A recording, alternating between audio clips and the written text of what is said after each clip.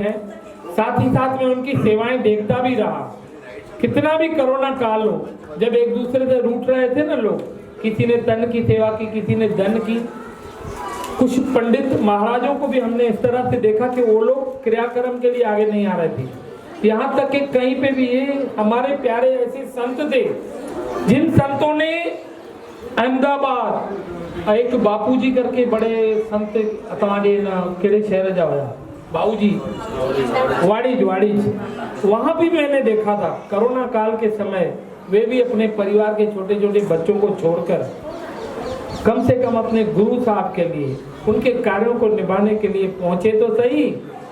तो ये भी एक बहुत अमूल्य सेवा है। बम्बई कितने शहरों में मैंने देखा साईं जी अपनी सेवाएं दे रहे थे। कई लोग मैंने देखा था, मैंने उनको बोला साईं तो यहाँ पे पाठ साहब रखना है, कहते हैं नहीं हमको नहीं जाना है, कुछ भी मिले अब नहीं जाना। इतने डरे हुए इतने सहमे हुए थे, लेकिन उन्होंने उन कार्यों को, क्योंकि उनके बुजुर्ग गए हुए थे, उन्होंने पाठ साहब को रखा।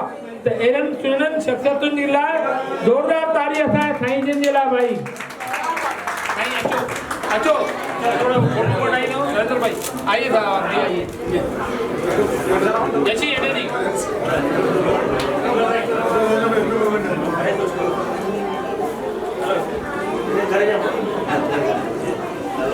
उन्हें प्रथा